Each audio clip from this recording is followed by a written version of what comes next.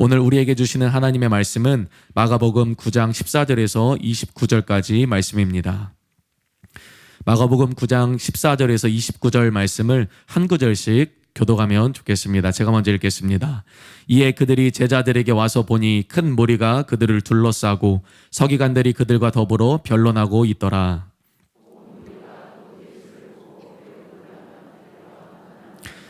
예수께서 물으시되 너희가 무엇을 그들과 변론하느냐?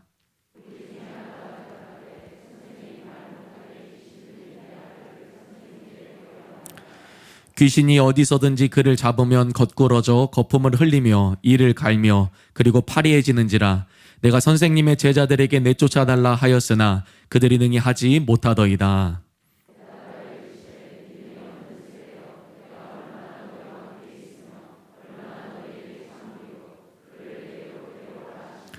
이에 데리고 오니 귀신이 예수를 보고 곧 그 아이로 심히 경련을 일으키게 하는지라. 그가 땅에 엎드려져 구르며 거품을 흘리더라.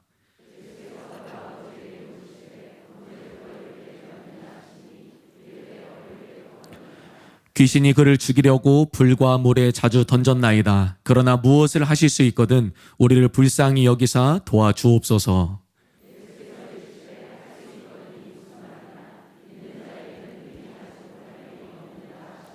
곧 그 아이의 아버지가 소리를 질러 이르되 내가 믿나이다. 나의 믿음 없는 것을 도와주소서 하더라.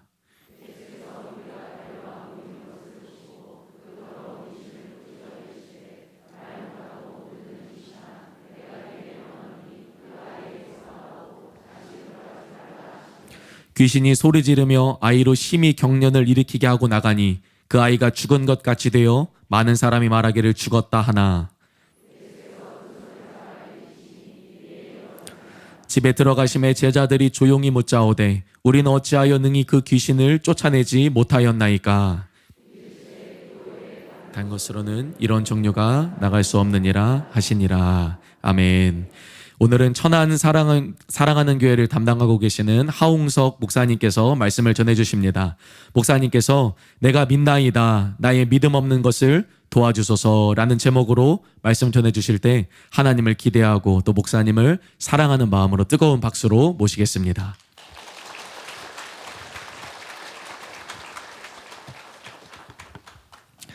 네, 우리가 옆 사람에게 한 번 더 이렇게 고백했으면 좋겠습니다. 하나님은 선하십니다. 네. 선하신 하나님이 나의 치료자가 되십니다. 네. 우리가 이 선하신 하나님만을 바라보며 오늘 나아갔으면 좋겠습니다. 네, 말씀 시작하겠습니다. 우리가 잘 아는 것처럼 하나님의 치유는 믿음을 통해 일어납니다. 그렇기 때문에 저와 여러분이 치유를 경험하기 위해서는 말씀을 통해 자신의 믿음을 점검해보고 말씀을 통해 치유에 대한 바른 믿음을 갖는 것이 그 어떤 것보다 중요한 일입니다. 그런데 많은 분들이 이 일에는 별로 관심이 없는 것 같습니다. 자신의 믿음은 돌아보지 않은 채 개인 사역만 받으려고 합니다. 치유에 대한 올바른 믿음은 갖지 못한 채 안수만 받으려고 합니다. 그런데 여러분, 내 안에 치유에 대한 바른 믿음이 없다면 이 모든 수고가 헛되다는 것을 여러분들이 아셔야 됩니다.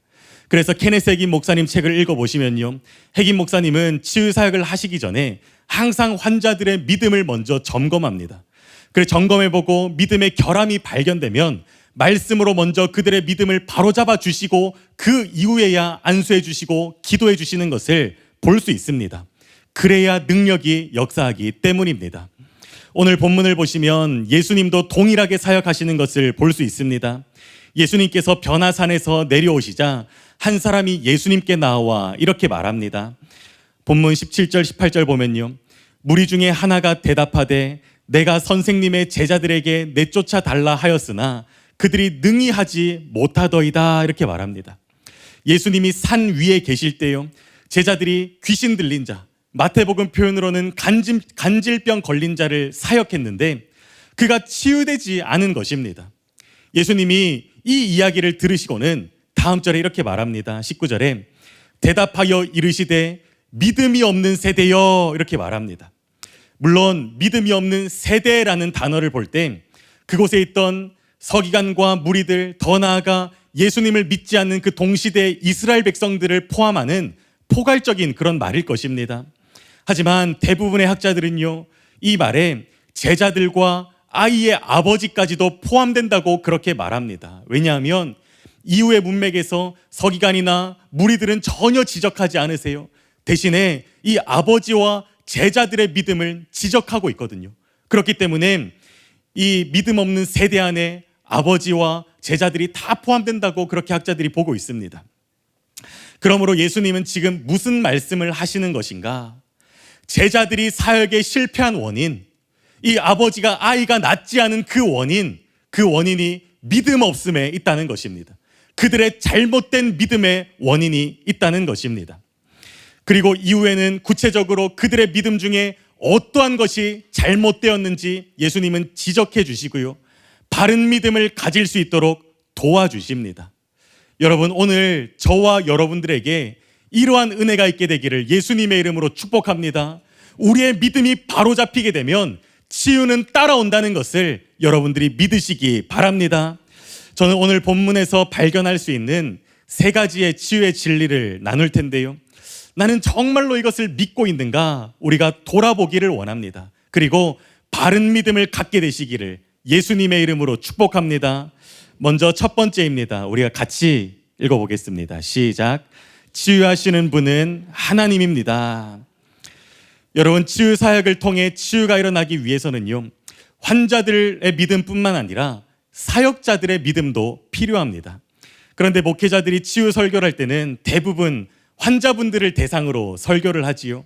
왜냐하면 환자분들 중에 치유의 진리를 모르는 분들이 많이 계시기 때문이고, 또 하나는 사역자분들은 그 치유에 대한 믿음으로 준비되어 있다고 생각하기 때문입니다.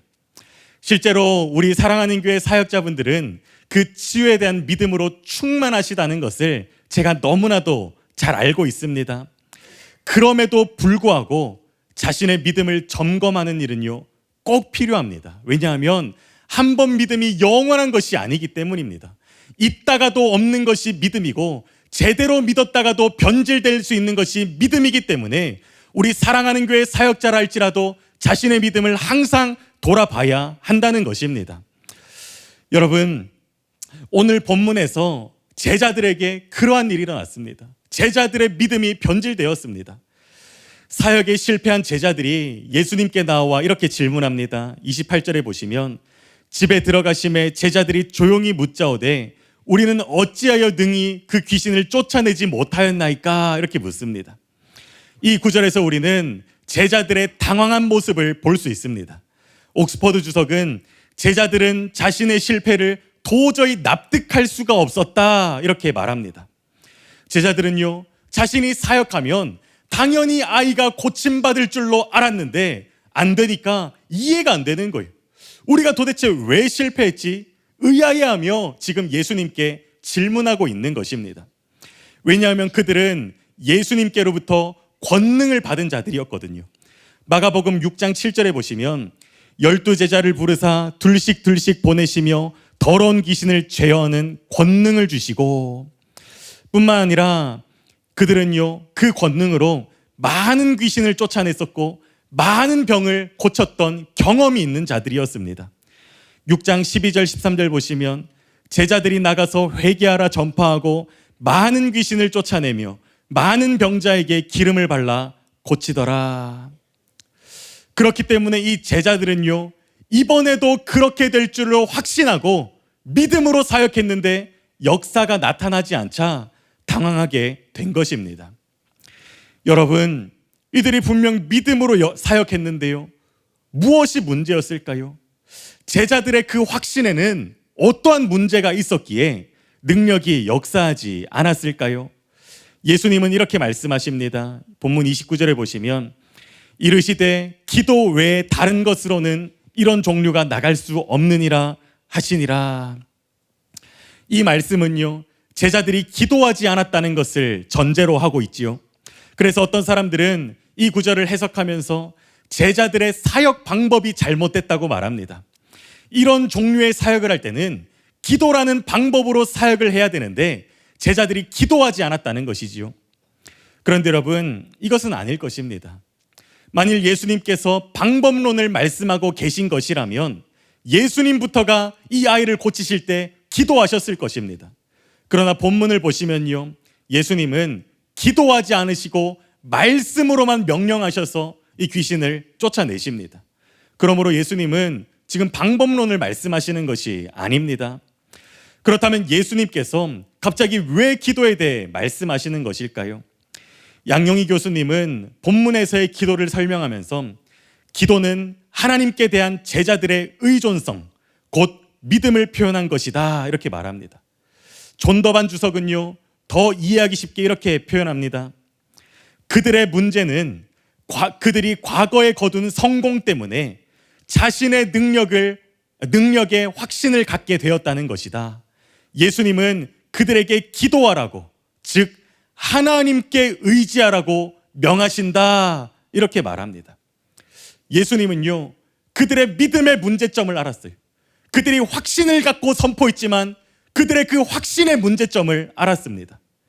기도하지 않으면서도 치유를 확신하는 그들의 믿음은 자기 자신에게 근거한 것이었습니다. 내가 과거에 수많은 귀신들을 쫓아내었고, 내가 과거에 수많은 병을 고쳤고, 내가 과거에 수도 없이 성공적인 사역을 했기 때문에 이번에도 나는 이 사역을 성공할 수 있다라는 자신을 믿는 믿음이었다는 것입니다. 여러분, 이것이 사역자들에게 찾아오는 가장 큰 믿음의 함정인 것 같습니다. 사역을 처음 할 때는요, 누구나 간절하게 하나님만을 의지합니다. 내가 할 수 없다는 것을 너무나도 잘 알기에 하나님 앞에 엎드려 하나님께서 역사해 주셔야 된다고 간절하게 기도합니다. 그러면요, 하나님께서 그 마음을 보시고 역사해 주시지요. 그런데 문제는 그때부터입니다. 나를 통해 많은 귀신이 떠나가고 많은 질병이 치유되는 것을 경험합니다. 또한 이제 경험이 쌓여서요, 환자들을 대하는 것도 너무나도 자연스럽습니다. 때에 맞게 무슨 말을 해야 될지도 알겠어요. 치유에 대한 진리도 이제 너무나도 잘 알겠습니다. 치유에 대한 지식도 너무 많습니다. 그러면서 자신도 모르게 믿음의 뿌리가 하나님에게서 나에게로 은근히 옮겨온다는 것입니다. 더 이상 하나님을 의지하지 않아도 할 수 있을 것만 같은 그러한 잘못된 자신감이 내 안에 나도 모르게 은근히 생겨난다는 것입니다. 여러분, 이 마음은요, 사역의 현장에서는 알아차리기가 쉽지 않습니다. 왜냐하면 나는 여전히 충만한 믿음으로 사역하고 있거든요. 그런데 여러분, 달라지는 것이 있습니다. 바로 기도입니다. 주님 아니면 안 된다고, 사역 시간에 주님 함께 해달라고 간절히 엎드려 기도했던 그 기도들이 사라지기 시작합니다. 어쩌면 그 기도의 형식들은 남아있을지 모릅니다. 그런데 그 마음속에 하나님만을 의지하는 그 간절함이 어느 순간 사라집니다. 그 시간이 지속되면요, 어느 순간부터 더 이상 하나님이 나를 통해 역사하시지를 않는 거예요. 이 일이 아주사 부흥의 주역이었던 윌리엄 시모어 목사님에게 나타났습니다. 윌리엄 시모어 목사님은 한쪽 눈에 장애가 있었고요, 흑인이었습니다. 당시 사회적으로는 비천하게 취급받던 인물이었습니다. 그렇게 사역을 하는데도 많은 어려움들이 있으셨을 것입니다. 또한 아주사 부흥과 같은 그러한 사역은 해본 적이 없으시기에 어떻게 해야 할 줄도 몰랐을 것입니다. 그래서였을까요? 목사님은 간절하게 하나님만을 의지했습니다. 사역을 시작하기 전에 1시간이고 2시간이고 상자를 머리에 뒤집어 쓰고 하나님께 간절하게 기도해야 되는 거예요. 기도하는 거예요. 그렇게 기도하면서 하나님이 말씀하시면요, 그 하나님 말씀에 의지하여 확신을 갖고 치유를 선포하셨습니다. 그러면 없던 팔이 막 생겨나고 없던 다리가 자라나고 수많은 질병이 치유되는 놀라운 일들이 일어났습니다. 그렇게 3년 정도의 세월 동안 놀라운 사역을 지속해 오셨습니다. 그런데 3년 정도가 지난 어느 날부터 시모 목사님이요, 상자를 쓰지 않는 거예요. 겉으로 볼 때는요, 똑같은 장소에서 똑같은 확신을 가지고 똑같이 선포하는 것처럼 보입니다. 그런데 하나님 앞에 간절히 엎드리는 그 기도가 사라져 버리는 거예요. 어쩌면 자세히 기록하진 않지만 성공적인 사역을 3년 동안 경험했기에 사역이 익숙해졌을 수도 있습니다. 더 이상 상자를 뒤집어 쓰지 않아도 내가 어떻게 이 사역을 진행해야 되는지, 어떻게 선포해야 되는지 안다고 생각했을 것입니다. 믿음의 뿌리가 하나님에게서 자신에게로 은근히 자기도 모르게 옮겨간 것입니다.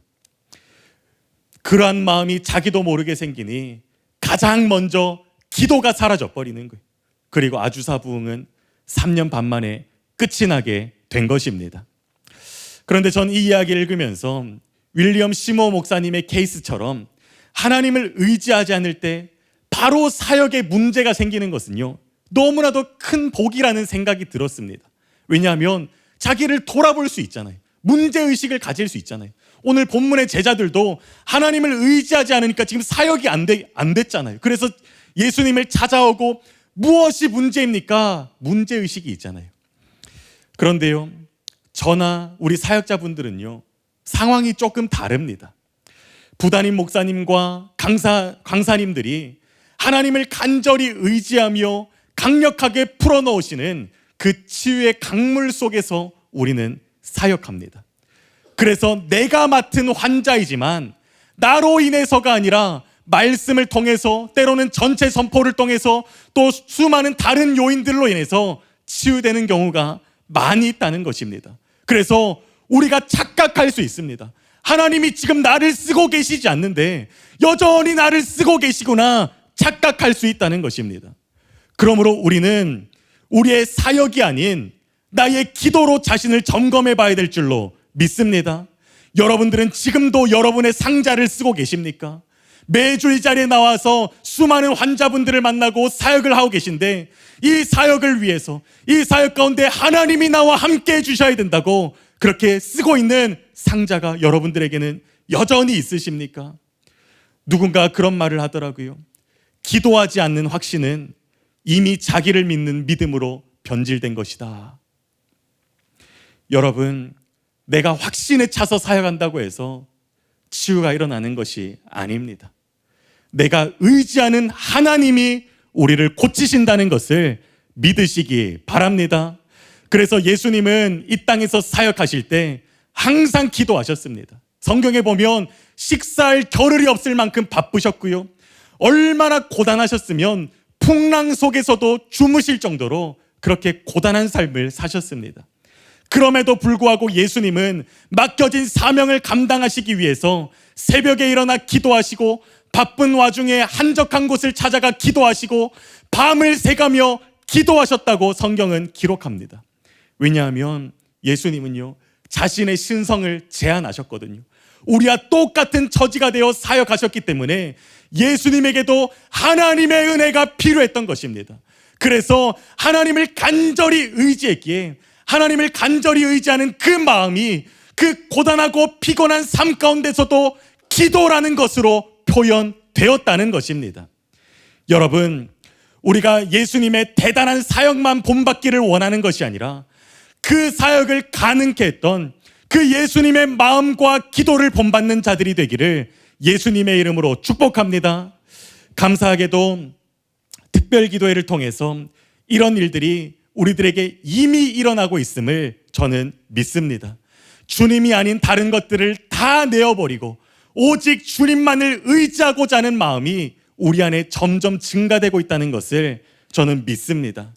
우리가 특별기도회 때뿐만 아니라 계속해서 그렇게 나아갈 때 우리 한 사람 한 사람은요, 전혀 특별할 것이 없는 평범한 사람들이지만 우리들을 통하여서 하나님께서 더 강력하게 역사하실 줄을 믿습니다. 제가 이것을 생각하는데 비 오는 날에 계곡물이 생각나더라고요. 그 계곡물은 평소에도 시원하게 흐르지요. 그런데 비가 오면요, 그 빗방울 하나하나는 정말 적은 양의 물입니다. 근데 그 빗방울이 땅에 떨어져서 계곡에 집중되게 되면요, 계곡이 순식간에 불어나는 거예요. 사람이 피할 겨를도 없이 그 계곡물의 수위가 순식간에 높아집니다. 여러분, 우리 모두가 하나님만을 의지하며 나아갈 때 435에 그러한 일이 있을 줄로 믿습니다.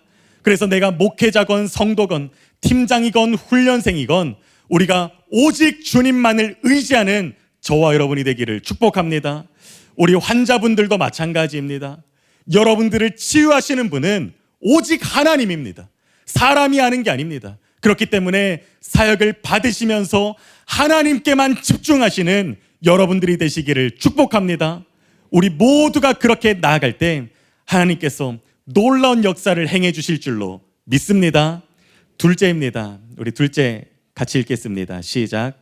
하나님은 이미 뜻을 정하셨습니다.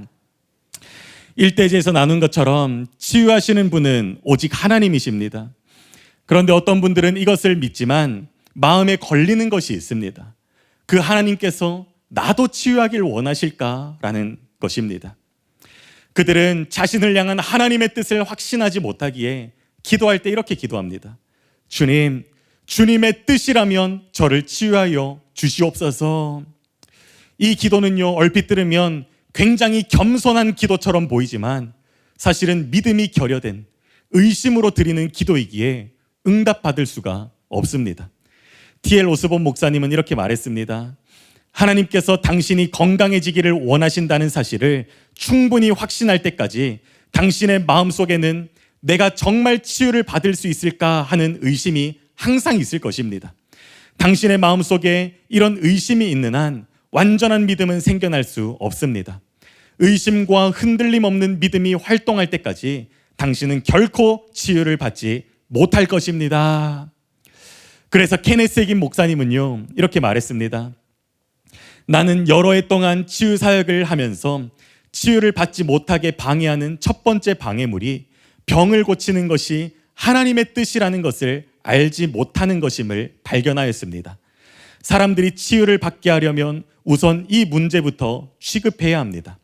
그들로 하여금 그들 자신을 치유하는 것이 하나님의 뜻이라는 점을 알게 해야 합니다. 오늘 본문의 문맥을 살펴보면요, 우리를 고쳐주기를 원하시는 하나님의 뜻을 발견할 수 있습니다. 오늘의 본문은 예수님과 세 제자가 변화산에서 내려오시며 이야기가 시작됩니다. 그 변화산 위에서 예수님께서는요, 천국의 영광스러운 모습으로 변화되어 엘리야와 모세와 함께 대화하십니다. 이 모습을 본 베드로가요, 그 천국의 영광에 압도되어 이렇게 말하지요. 마가복음 9장 5절에 베드로가 예수께 고하되 랍비여 우리가 여기 있는 것이 좋사오니 이렇게 말합니다. 여러분, 이 베드로의 마음을 여러분들 너무 잘 아시지요? 이 구절은 아마 우리 학생들과 청년들의 그 수련의 마지막 날에 가장 많이 암송되는 구절인 것 같습니다. 그 수련을 받은 은혜가 너무 좋아서, 그 임재가 너무 좋아서 다시 학교로 안 돌아갔으면, 직장으로 안 돌아갔으면, 여기서 영원히 살았으면 좋겠다, 이 마음으로 이 구절을 많이 읊조리지요. 여러분, 우리는요, 수련회만 해도 그렇게 말하는데 천국의 영광스러운 그 모습을 두 눈으로 목격한 베드로는 얼마나 그곳에 머무르고 싶었겠습니까? 실제로 하나님의 은혜로 천국을 경험하고 온 그 간증들을 보면 그 사람들은 다들 이 땅에 돌아오기를 싫어하지요. 그 이유는 두 가지입니다. 먼저는 천국이 너무 거룩하고 아름답고 영광스러운 곳이기 때문이고, 또 하나는요, 그 천국의 영광을 경험하고 나니까 이 땅이 너무 더럽게 보이는 거예요. 이 땅이 이렇게 죄악이 가득한 곳이었나? 그것을 깨닫게 돼서 더 이상 그곳으로 내려가고 싶어 하지를 않습니다. 오죽하면 우리 예전에 윤석전 목사님 간증 다 들었잖아요. 전도 양육 프로젝트 다 들었잖아요. 거기 보면 윤석전 목사님 어머니가 돌아가셨을 때 그 아이 윤석전 목사님이 기도해서 살리잖아요. 그런데 그 어머니가 깨자마자 하는 게 뭐예요? 아들의 뺨을 때려버리는 거예요. 천국에 있었는데 예수님이 네가 기도하는 모습을 보여주시더라. 그러더니 가라고 하시는데 대답할 틈도 안 주시고 보내시더라 하면서 깨자마자 뺨을 때리시는 거예요. 물론 그 삶이 너무 힘드셨지요. 그런데 여러분, 천국을 경험하면요, 자식이고 뭐고 없다는 것입니다. 그만큼 거기에 있고 싶다는 것입니다. 그런데 여러분, 혹시 그런 생각 해보셨습니까? 변화산에서 가장 머물고 싶으셨던 분은 베드로가 아니라 예수님이 아니셨을까요? 예수님은요, 영원 전부터 영광스러운 모습으로 천국에 계셨습니다. 변화된 그 모습이 본래 모습이라는 것입니다. 그렇게 영광스러운 분이 자기를 비워서 종의 형체를 가지사 사람의 모습으로 이 땅에 오셨습니다. 죄악의 냄새로 가득한 이 땅에 오셔서 피조물에게 멸시를 받으시고 천대를 받으시고 핍박을 받으시면서 사역하시다가 잠깐 본래의 모습으로 변화되신 것입니다.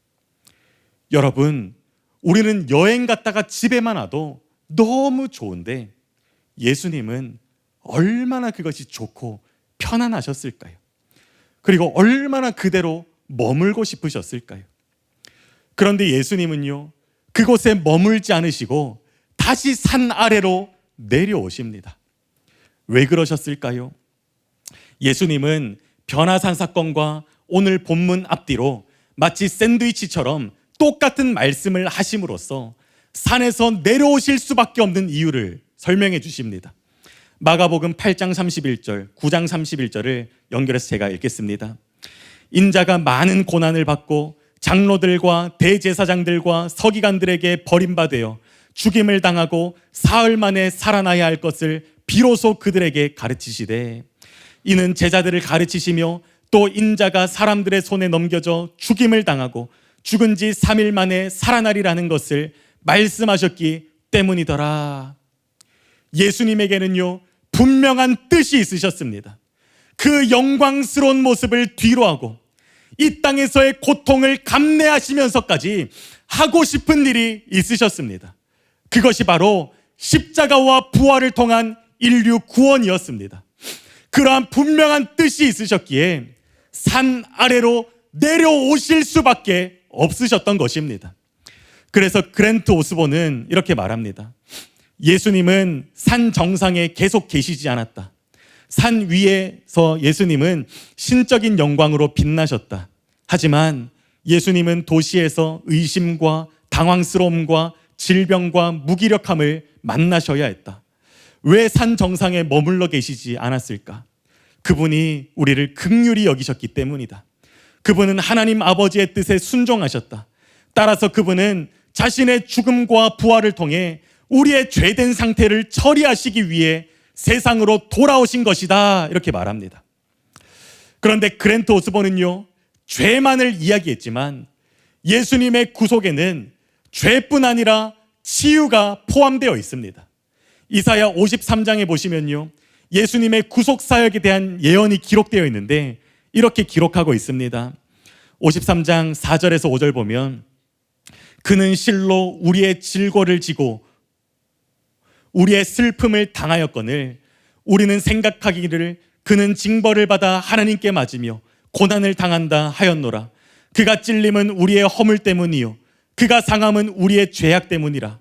그가 징계를 받음으로 우리는 평화를 누리고 그가 채찍에 맞음으로 우리는 나음을 받았도다.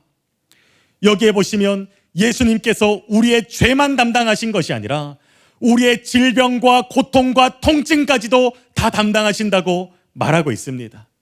그래서 마태도요, 예수님의 치유 사역을 소개하면서 이사야의 이 예언을 소개하는 거예요. 마태복음 8장 17절에 이는 선지자 이사야를 통하여 하신 말씀에 우리의 연약한 것을 친히 담당하시고 병을 짊어지셨다 함을 이루려 하심이더라. 여러분, 오늘 본문은요, 이것을 보여주는 것입니다. 영광스러운 산 위에서 죄와 질병이 가득한 산 아래로 내려오시는 모습을 통해 우리의 죄와 질병의 문제를 해결해 주기를 원하시는 그 하나님 아버지의 마음을 우리에게 보여주고 계시는 것입니다. 우리 주님께서는요, 이 땅에서의 멸시와 핍박과 천대를 당하시면서까지 여러분들의 죄와 질병의 문제를 해결하고 싶으셨던 것입니다. 왜냐하면 예수님께서는 이 땅에서 당하는 그러한 고통보다도 저와 여러분들이 이 땅에서 죄와 질병으로 죽어가는 것을 그냥 바라만 보고 계시는 것이 더 고통이었기 때문에 그냥 그 영광을 누리며 하늘에 계실 수가 없었던 것입니다. 그래서 이 땅에 내려와 그 죄와 질병으로 고통하는 자들을 다 고쳐주신 것입니다. 그래서 예수님의 사역을 보시면요, 치유를 받으러 나온 환자들을 거절하신 적이 없습니다. 그가 남자건 여자건 아이건 어른이건 유대인이건 이방인이건 그들이 믿음으로 나오면 누구든지 고쳐주십니다.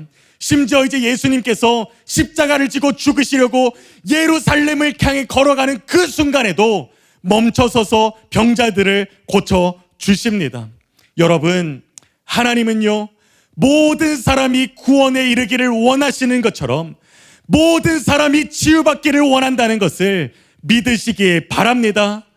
그럼에도 불구하고 많은 사람들이요, 하나님의 이 뜻을 의심합니다. 왜냐하면 자신의 죄가 많다고 생각하기 때문에. 저는 죄가 너무 많은데요, 내 죄가 이렇게 큰데 이런 나도 고쳐주실까요? 생각하며 스스로 하나님의 낯을 피합니다. 그런데 여러분, 하나님은요, 여러분들의 죄악된 모습을 다 아시고 이 땅에 오셨다는 것을 기억하시기 바랍니다. 오히려 우리들이 죄인이기 때문에 이 땅에 오셨다는 것을 기억하시기 바랍니다. 그리고 예수님은 실제로 채찍에 맞으시고 십자가를 지심으로 말미암아 우리를 향한 하나님의 뜻을 확증해 주셨습니다. 우리가 더 이상 헷갈리지 말라고, 우리가 더 이상 이걸로 고민하지 말라고 십자가로 도장을 쾅 찍어 주신 거예요. 그래서 이제 누구든지 그가 어떠한 죄를 얼마나 지었든지 우리가 회개하고 하나님께로 나아가면 하나님은 너그럽게 받아주시는 분이라는 것을 여러분 믿으시기 바랍니다. 이 문제에 대해서는 더 이상 의심하지 마십시오. 누가 뭐라고 말해도 여러분들을 구원하고 치유하기를 원하시는 그 하나님의 뜻은 변하지 않는 것을 믿으시기 바랍니다. 제가 화요 나치유 때도 한번 나눈 적이 있는데요, 제가 광주에서 전도사로 사역할 때 20대 초반의 형제님이 치유기도를 받으러 교회로 찾아오셨습니다. 형제님은요, 심장이 불규칙하게 뛰는 부정맥 증상이 있으셨어요. 형제님이 이게 너무 두려운 거예요. 이러다 내 심장이 갑자기 멈추는 거 아닌가, 두려움에 휩싸였습니다. 그래서 병원에 가서 검사를 했는데 병원에서도 이게 잡히지가 않는 거예요. 그래서 이 형제님이요, 광주 사랑하는 교회로 사역을 받으러 왔습니다. 평일에 사역을 받으러 왔어요. 그래서 제가 그 당시에 그 형제님을 이렇게 사역을 해드렸습니다. 치유에 대한 진리도 알려드리고 열심히 기도도 해드렸습니다. 그렇게 열심히 사역을 했는데요, 전혀 얼굴이 밝아지지가 않는 거예요. 정말 몇 시간 동안 사역을 하며 해가 질 때까지 사역을 했는데 형제님이 여전히 두려워하시는 거예요. 이제 너무 오래되기도 했고 계속 붙들고 있기도 죄송하고, 근데 뭐 그냥 보내기도 그렇고 해서 제가 그때 혼자 살았거든요. 그래서 저희 집으로 초청을 했습니다. 초대를 해서 저희 집에 있는 그냥 반찬과 밥을 내어드리면서 같이 식사를 하며 이야기를 했습니다. 근데 식사하는데도요, 형제님이 얼굴에 너무 어두운 거예요. 그래서 제가 여쭤봤습니다. 형제님, 활짝 웃어 보신 지가 얼마나 되셨어요? 제가 여쭤봤습니다. 근데 이 질문에 형제님이 한참을 고민하시는 거예요. 한참을 고민하시다가 전도사님, 기억도 안 나요, 이렇게 말씀하시는 거예요. 근데 그때 하나님의 마음이 저에게 부어졌습니다. 그래서 이렇게 말씀드렸어요. 형제님, 하나님은요, 형제님이 활짝 웃게 되기를 원하셔요. 하나님은 형제님의 병이 치유돼서 진짜 행복한 삶을 살기를 너무나도 원하셔요. 이렇게 말씀드렸습니다. 그랬더니 형제님이 눈을 동그랗게 뜨고는요, 정말이에요? 하나님이 정말 저를 고쳐주기를 원하시나요? 이렇게 말하는 거예요. 그래서 제가 그렇다고 하니까 형제님이요, 밥 먹다 말고 한참을 우시는 거예요. 한참을 우시더니 본인 얘기를 해주시더라고요. 이 형제님 부정맥 증상 때문에 병원을 찾아갔습니다. 병원에서 검사를 받았는데 증상이 나타나지 않는 거예요. 그래서 그 장치를 착용하고 뭐 하루인가 이틀인가 이렇게 계속해서 검사하는 그것도 했는데 그때도 나타나지 않는 거예요. 그런데 그걸 떼고 나면 또 이상하게 부정맥 증상이 나타나고 이게 반복되니까 형제님이 죽을까 봐 너무 두려웠다고 합니다. 그래서 병원에서 이걸 못 잡아내니까 형제님이 믿는 분이었거든요.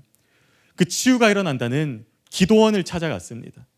기도원을 찾아갔는데 그 기도원 원장이 이렇게 말했다고 합니다. 형제님이 죄를 많이 지어서 그렇습니다. 회개하십시오, 이렇게 말했대요. 당시 형제님에게 습관적인 죄가 실제로 있으셨다고 해요. 그래서 이게 문제구나 하고 진심으로 회개하고 죄를 끊어냈는데 여전히 그런 증상들이 있는 거예요. 다시 그 기도원을 찾아갔습니다.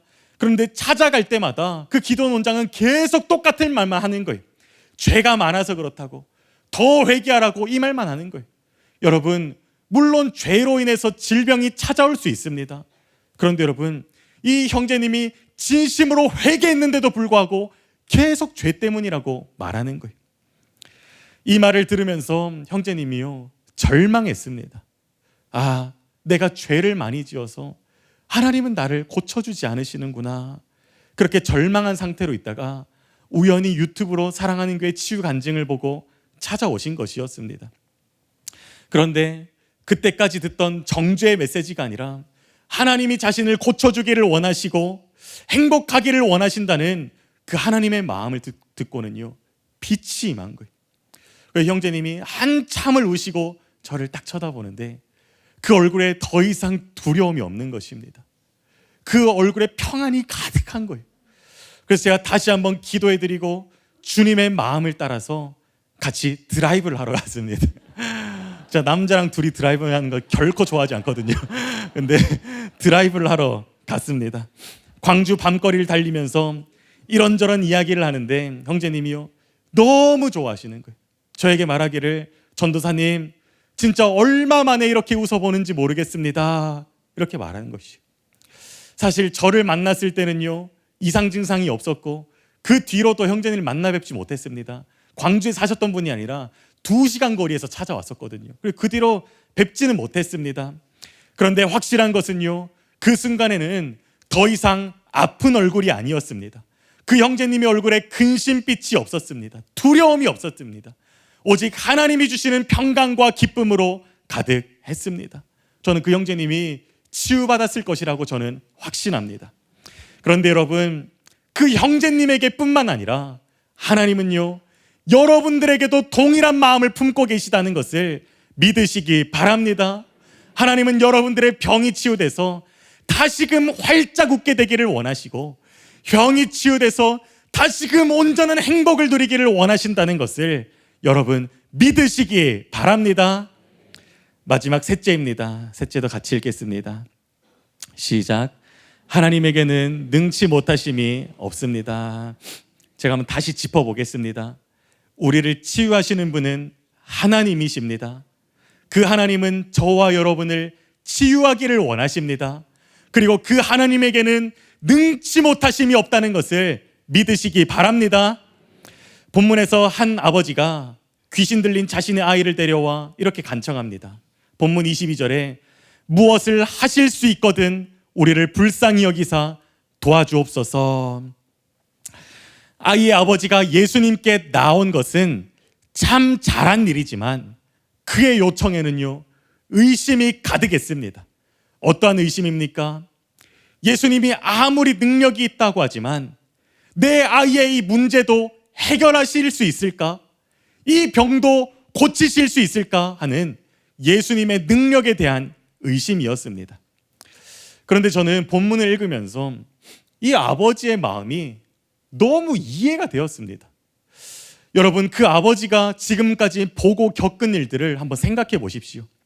먼저 이 아이의 증상이 너무 심합니다. 18절 20절 보면 귀신이 어디서든지 그를 잡으면 거꾸러져 거품을 흘리며 이를 갈며 그리고 파리해지는지라. 이에 데리고 오니 귀신이 예수를 보고 곧 그 아이로 심히 경련을 일으키게 하는지라. 그가 땅에 엎드려져 구르며 거품을 흘리더라. 여러분, 이 간질과 같은 증상이 얼마나 심한지 길을 가다가도 밥을 먹다가도 경련을 일으키며 쓰러지는 것입니다. 거품을 물고 구르며 정신을 못 차리는 거예요. 일상생활이 안 된다는 거지요. 또 다른 구절에 보면 말을 못한다고 말해요. 말도 하지 못합니다. 심지어 죽을 위기도 너무나도 많았습니다. 22절 보면요, 귀신이 그를 죽이려고 불과 물에 자주 던졌나이다. 뿐만 아니라 이러한 문제가 오래되었다고 말합니다. 21절에 예수께서 그 아버지에게 물으시되 언제부터 이렇게 되었느냐 하시니 이르되 어릴 때부터니이다. 여러분, 여기서 증상이 오래되었다는 것은요, 단지 시간이 오래되었다는 것이 아니지요. 마치 마가복음 5장에 나오는 혈루병 여인처럼 아이를 고치기 위해 수많은 의사들을 찾아가 보고 좋다는 것은 다 해보고 간절한 마음으로 할 수 있는 것은 다 해봤을 것입니다. 그럼에도 해결되지 않았기에 지금까지 이렇게 있는 것이지요. 마가는요, 이 아이의 증상을 이렇게 자세하게 기술하면서 이 문제가 얼마나 심각한지를 지금 보여주고 있는 것입니다. 여러분, 지금까지 우리가 살펴본 이러한 것들이 아버지의 눈에 몇 년 동안 보인 것입니다. 이러한 시간이 쌓이면요, 아무리 긍정적인 사람이라 할지라도 그 안에 절망이 찾아옵니다. 낙심이 찾아오는 것이 자연스러운 것입니다. 그런데 그런 와중에 예수님에 대한 소문이 들리는 거예요. 그 예수님에 대한 소문을 듣고 그런 생각을 하게 되었겠지요. 예수님이라면 할 수 있을까? 그런 생각이 들었을 것입니다. 그래서 예수님을 찾아왔는데요, 하필이면 예수님이 안 계시고 산 위에 계시는 것입니다. 그래서 예수님 대신 제자들에게 사역을 부탁했습니다. 아마도 제자들도 귀신을 쫓아내고 병을 고친다는 그 이야기를 들었기에 제자들에게 사역을 요청했겠지요. 그래서 예수님의 제자들에게 사역을 받았는데 어떻게 되었습니까? 조금도 낫질 않는 거예요. 18절에 보시면요, 내가 선생님의 제자들에게 내쫓아 달라 하였으나 그들이 능히 하지 못하더이다. 여러분, 안 그래도 치유를 믿기가 힘든데요, 결정적으로 이 사건이 아버지의 마음에 의심을 준 것입니다. 제자들도 실패했는데 제자들 능력 있다더니, 제자들 병 고친다더니 제자들도 못 고쳤는데 그들의 선생이라고 해서 이 병을 고칠 수 있을까? 이런 의심이 들어오게 된 것입니다. 여러분, 우리 환자분들 중에서도요, 그런 분들이 있습니다. 내 병이 너무 심하고 오래되었고, 이것뿐만 아니라 내가 사사모에 몇 번이나 나와서 사역받아 봤는데 전혀 차도도 없고 낫지 않아서 하나님의 능력에 대해 의심이 자라고 있는 그런 분들이 있습니다. 그런 분들은요, 사랑하는 사사모에 오면 올수록 믿음이 자라는 것이 아니라 불신이 자라나더라고요. 제가요, 여러 번 봤습니다. 그래서 이제는요, 확실한 믿음으로 나오는 것이 아니라 주님, 하실 수 있으면 해보십시오. 어차피 다른 데서도 답이 없기 때문에 그냥 그러한 마음으로 이 자리에 오시는 분들을 실제로 보았습니다. 그런데 여러분, 기억하십시오. 내가 생각하고 느끼고 경험한 것으로 하나님을 판단하지 마십시오. 여러분들이 그렇게 느꼈고 그런 것을 경험했다고 해서 하나님이 그런 분이라는 것은 아닙니다. 우리는 느낌과 경험이 아니라 하나님의 말씀을 통해서 하나님을 이해해야 됩니다. 스미스 위글스워스 목사님은 이렇게 말했습니다. 나는 느낌으로는 하나님을 이해할 수 없다. 나는 하나님에 관한 말씀으로 하나님을 이해한다. 그분은 말씀이 말하고 있는 그대로이십니다. 이렇게 말합니다. 여러분, 여러분들이 무엇을 느끼고 무엇을 경험하셨건 하나님은요, 말씀이 말하고 있는 그대로라는 것을 믿으시기 바랍니다. 성경은 우리 하나님을 어떻게 소개하고 있습니까? 창세기 17장 1절에 나는 전능한 하나님이라. 여러분, 그 전능한 하나님께서는요, 천지를 창조하셨습니다. 온 우주 만물을 말씀으로만 창조하셨습니다. 또 출애굽기를 보시면요, 하나님께서는 모세라는 그 한 사람을 통하여서 당시의 최강대국인 애굽을 무너뜨리십니다. 애굽을 쑥대밭으로 만드시고 애굽의 그 정예 부대들을 다 몰살시키시는 그러한 역사들을 행하시는 거예요. 여러분, 이것이 가능한 일입니까? 만일 제가 앞에서 여러분들 선포합니다. 저 내일 미국 가겠습니다. 제가 미국을 쑥대밭으로 만들었고 미군을 다 없애고 돌아오겠습니다 하면 여러분, 가능하다고 믿겠습니까? 그런데 하나님이 함께 하시니 그러한 일들이 일어난다는 것입니다. 히스기야 때도 마찬가지지요. 아수르의 18만 5천 명이라는 그 거대한 군대가 예루살렘을 둘러쌌습니다. 그래서 막 위협하는 거예요. 당시 히스기야에게는요, 그 군대를 막아설 힘이 없었습니다. 그렇게 절망하고 있다가 다시금 눈을 들어서 전능하신 하나님을 바라보며 기도하며 나아갈 때 하나님이요, 뭐 천사 한 부대를 보내는 것도 아니고 천사 딱 한 명을 보내셨는데 어떤 일이 있습니까? 하룻밤 사이에 18만 5천 명의 군대가 다 죽어버리는 것입니다. 여러분, 하나님은 그런 분이십니다. 그 하나님이 저와 여러분의 치유자가 된다는 것을 여러분 믿으시기 바랍니다. 그 하나님께 암을 고치는 것이 힘들겠습니까? 그 하나님께 여러분들의 마비를 푸는 것이 힘들겠습니까? 그 하나님께 죽은 자를 살리는 것이 힘들다고 생각하십니까? 주님 말씀하시잖아요. 죽은 것이 아니라 잔다. 마치 자는 자를 깨우는 것처럼 죽은 자를 살리시는 분이 하나님이시잖아요. 그런데 여러분, 우리는 그 하나님을 정말로 전능하신 하나님으로 믿고 있냐는 것입니다. 오늘 본문에서 예수님은요, 그 아버지의 의심 가득한 요청을 들으시고 단호하게 이렇게 말씀하십니다. 본문 23절에 예수께서 이르시되 할 수 있거든이 무슨 말이냐? 믿는 자에게는 능히 하지 못할 일이 없느니라. 주님 말씀하시는 거예요. 할 수 있거든이 무슨 말이냐? 너만 믿는다면 나는 무엇이든 할 수 있다. 주님 말씀하시는 것입니다. 너의 질병이 얼마나 오래되었고 너의 질병이 얼마나 심하고 너가 몇 번이나 실패했건 너만 믿을 수 있다면 나는 할 수 있다. 주님 말씀하시는 것입니다. 실제로 이 아이의 아버지가요, 이 예수님의 말씀을 듣고 정신을 번쩍 차렸습니다. 아, 내가 이러한 것들을 경험해 오면서 내가 하나님을 신뢰하지 못했구나. 나도 모르게 하나님의 전능하심을 의심했구나. 정신이 번쩍 들어서 예수님께 소리치잖아요. 내가 믿나이다 소리치잖아요. 그랬더니 예수님께서는요, 실제로 그 즉시로 그 아이를 고쳐주시는 거예요.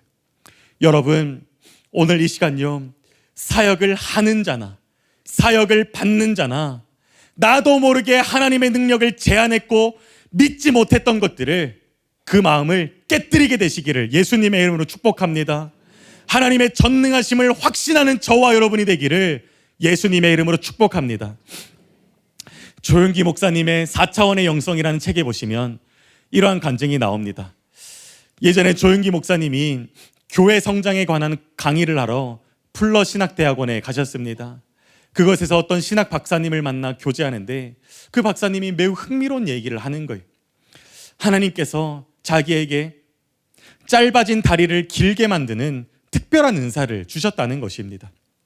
그러면서 다음날 아침에 그 사역을 할 예정이니 사무실로 찾아와서 보십시오, 이렇게 말한 거예요. 사실 조윤기 목사님은 그 교수를 봤을 때 이 사람이 진짜 그런 기적을 베풀 수 있을까 믿어지지가 않았대요. 그래도 초대를 했으니 다음날 사무실로 찾아갔습니다. 그런데 갔더니 웬걸, 그냥 다리 길이 차이가 조금 나는 사람이 아니라 기차 사고로 인해서 다리의 일부가 절단된 이라크 사람이 그 자리에 있었다고 합니다. 그리고 그 교수가요, 그 절단된 다리를 붙들고 선포하는 거예요. 나사렛 예수의 이름으로 다리야 길어질지어다.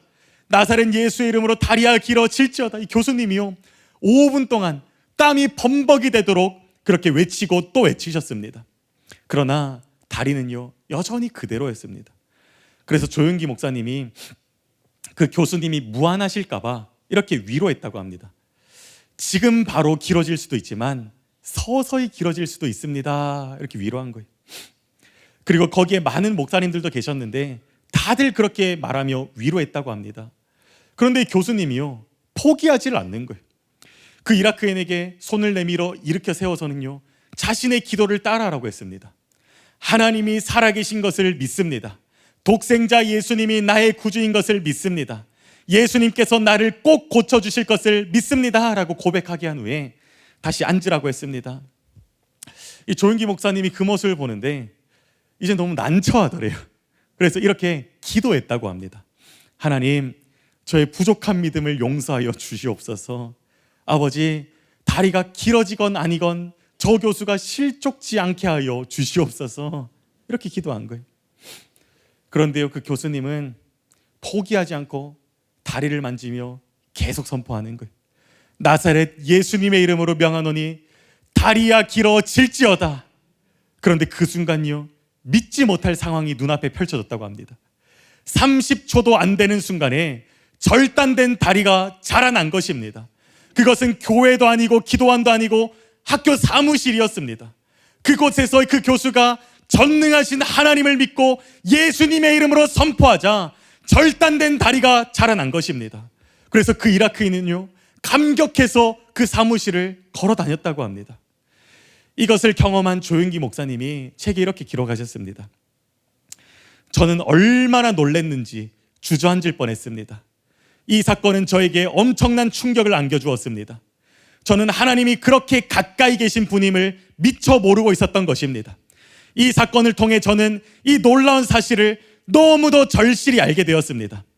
하나님은 구말리 장천에 멀리 계신 것이 아니고 우리가 숨쉬는 호흡만큼 가까이 계시며 바로 우리의 입술의 말을 통해 계신 것이었습니다. 하나님께서는 2000년 전 예수 그리스도가 행하신 기적을 지금 이 순간 우리들을 통해서도 이루고 계신 것입니다. 이렇게 말했습니다. 제가 조윤기 목사님의 이 고백을 듣는데 제 안에 믿음 없음이 깨달아졌습니다. 나는 하나님은 전능하신 분이라고 수도 없이 설교했고 성경에서 수도 없이 많이 읽었는데 나는 그 하나님을 믿지 못했구나. 그 동일한 하나님이 지금 이곳에 계시며 나의 숨쉬는 호흡만큼 가까이 계신데 나는 그 하나님을 믿지 못했구나. 저의 실상을 보게 되었습니다. 여러분들은 어떠십니까? 전능하신 하나님이요, 지금 이곳에도 계십니다. 내 숨쉬는 호흡만큼이나 여러분들 가까이에 계십니다. 우리가 이 치유 사역 시간에 그 전능하신 하나님 앞에 두려움으로 서기를 원합니다. 우리가 그 전능하신 하나님 앞에 경외함으로 서기를 원합니다. 그럴 때 전능하신 하나님은요, 우리의 질병이 얼마나 오래됐든 우리의 질병이 얼마나 심하든 우리 모두에게 그 하나님의 전능하심을 나타내 보여주실 것입니다. 말씀을 맺겠습니다. 여러분, 치유는 믿음으로 받는 것입니다. 믿음이 없으면 치유가 일어나지 않습니다. 그래서 마가복음 6장에서는요, 그들이 믿지 않아서 예수님이 능력을 행할 수 없었다고 기록하며 예수님이 금방 그것을 떠나갔다고 기록합니다. 그런데 참 이상하게도 오늘의 본문에서는요, 분명 예수님이 믿음이 없는 세대라고 책망하셨고 하나님의 전능하심을 믿지 못했음에도 불구하고 예수님이 떠나가시는 것이 아니라 친히 그들의 믿음을 교정해 주시고 믿을 수 있도록 말씀해 주시며 결국에는 고쳐주시는 모습을 보게 됩니다. 사역자인 제자들에게도 마찬가지입니다.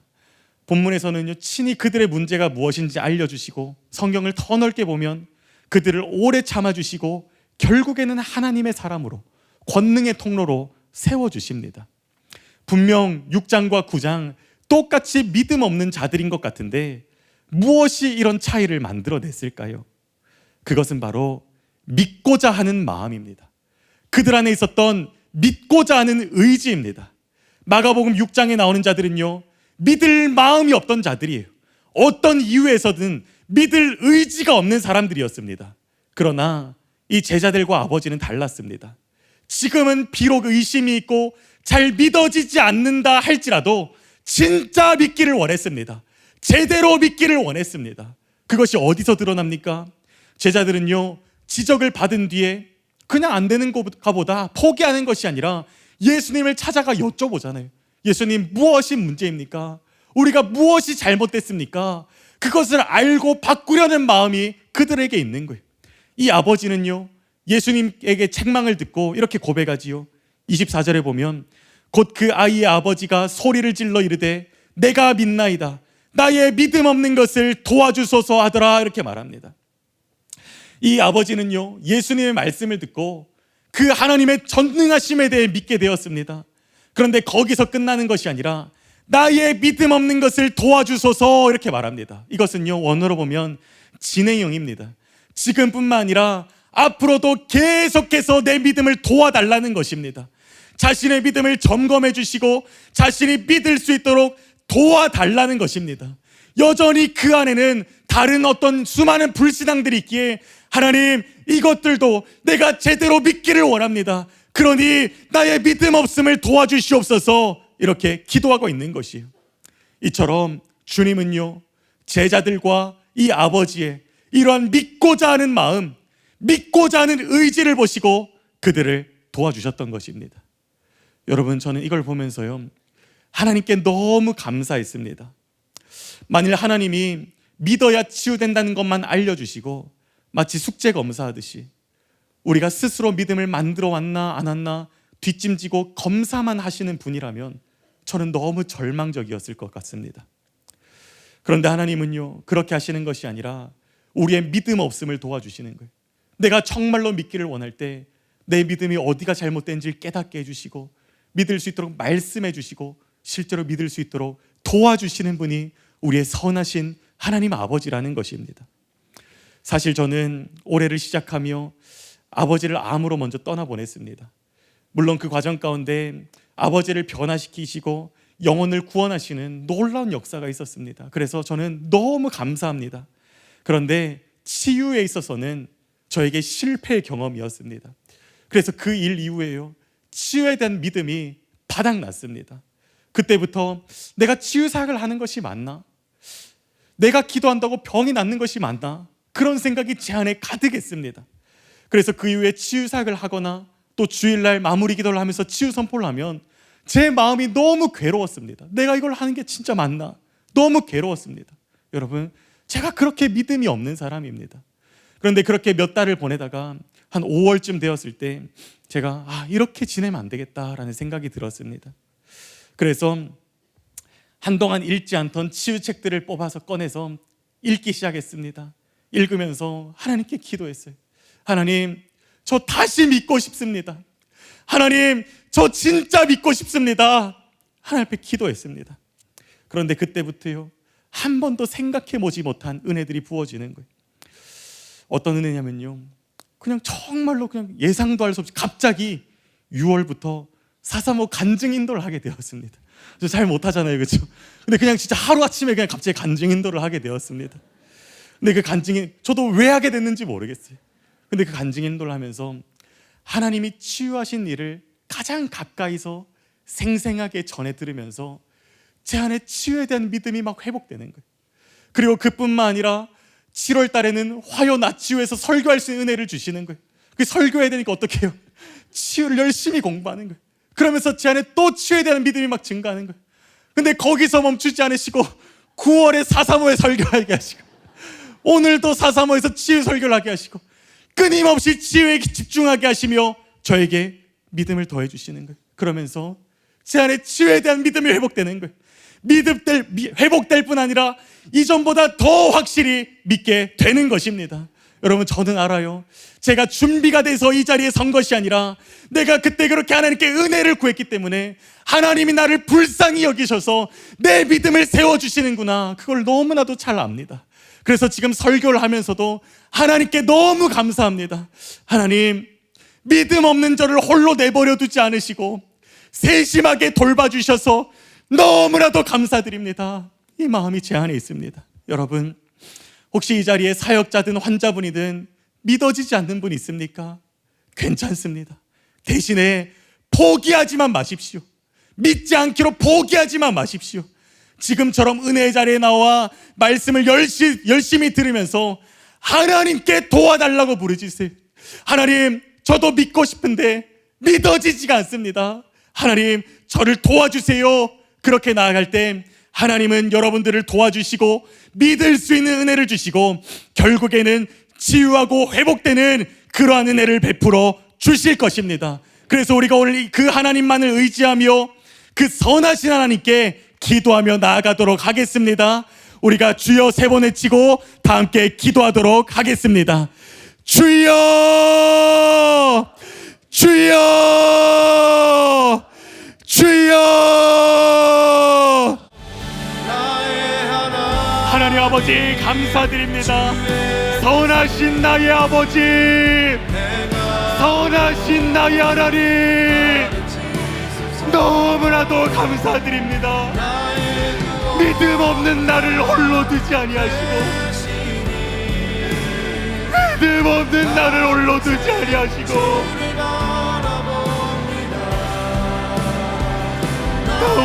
함께 하시며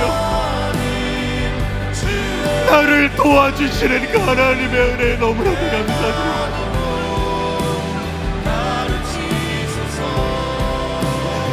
믿어야 치유가 일어나고 믿어야 역사가 일어난다는 것을 알지만 하나님, 그게 내 마음대로 되지 않을 때가 많이 있습니다. 때로는 내가 사역을 하면서도 그것이 잘 믿어지지 않는 때가 있습니다. 하나님, 나의 그 연약한 마음을 이 시간 정직하게 하나님 앞에 올려드립니다. 나의 그 연약한 마음을 정직하게 이 시간 하나님 앞에 올려드립니다. 하나님, 우리들을 도와주시옵소서. 나를 불쌍히 여겨주시옵소서. 내가 정말 믿기를 원합니다. 나도 제대로 믿기를 원합니다. 내게 빛을 비춰주소서. 내게 빛을 비춰주소서. 하나님, 나는 정말로 치유하시는 그 하나님만을 의지하고 있습니까? 나는 여전히 기도로 그 하나님만을 의지하고 있습니까? 포기하소서, 포기하소서. 여전히 주님이 아니면 안 된다고. 내가 훈련을 많이 받았고 연차도 많이 쌓였고 사역이 익숙하지만 그것으로 치유가 일어나는 것이 아니라 하나님이 치유를 일으키시는 것인데, 하나님, 나는 그 하나님을 의지하고 있습니까? 아버지 하나님, 이 시간 내 믿음의 뿌리가 어디에 있는지를 보게 하여 주시옵소서. 하나님, 또한 이 시간 하나님 아버지의 마음을 계시하여 주시옵소서.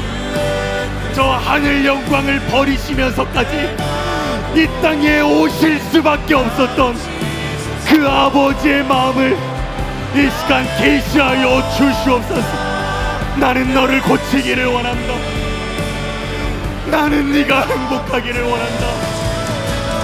네가 어떠한 죄를 지었건, 얼마나 큰 죄를 지었건 그것은 나에게 문제가 되지 않는다. 나는 너의 그런 모습을 다 알고도 이 땅에 왔다는 것을 기억하여라. 그러니 너는 숨지 말고 내게 달려와 고쳐달라고 하여라. 아버지 하나님, 그 아버지의 자비와 긍휼이 이 시간 우리 성도님들의 심령 가운데 각인되게 하여 주시옵소서. 아버지의 그 확고한 뜻이 우리 성도님들의 심령 가운데 각인될 수 있도록 은혜를 베풀어 주시옵소서. 그래서 이제는 누가 뭐라고 하든지 나를 향한 아버지의 뜻을 의심하지 않도록 은혜를 더하여 주시옵소서. 또한 하나님 아버지, 이 시간 우리가 전능하신 하나님 앞에 섭니다. 이 시간 전능하신 하나님 앞에 섭니다.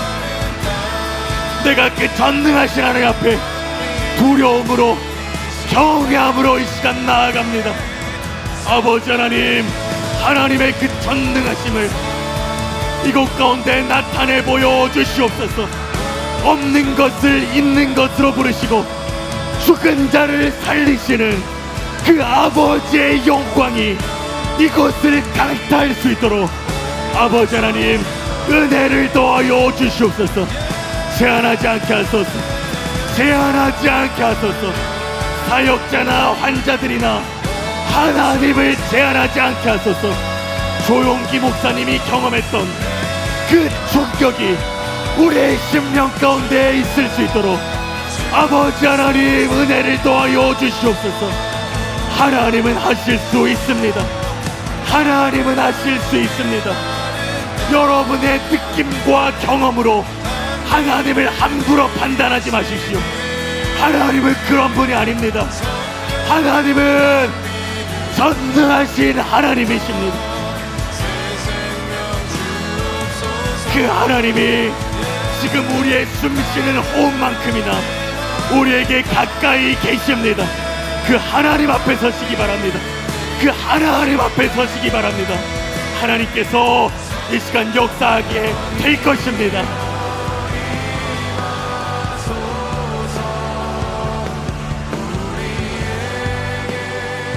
하나님 아버지 감사드립니다. 오늘도 우리를 이 자리에 불러주시고 하나님 귀한 말씀 듣게 하심에 감사드립니다. 하나님 말씀을 통해 자신의 믿음을 돌아보게 하시고 우리가 하나님 앞에 바른 진리를 가지고 나아갈 수 있도록 은혜를 더하여 주시옵소서. 하나님 우리 안에 믿음이 연약한 부분들이 있다면 주님 도와주셔서 우리를 가르치시고 말씀하셔서 우리로 하여금 그 참된 하나님의 뜻을 붙들 수 있도록 아버지 하나님 은혜를 베풀어 주시옵소서. 그리하여 먼저 우리의 믿음이 고쳐지고 그 이후에 우리의 모든 질병들도 떠나가는 그런 영광의 시간, 놀라운 시간 될 수 있도록 이 시간 은혜를 베풀어 주시옵소서. 주님 이 시간을 주님께만 맡겨 드립니다. 주님만 역사하여 주시옵소서. 감사드립니다. 존귀하신 예수님의 이름으로 기도드립니다. 아멘.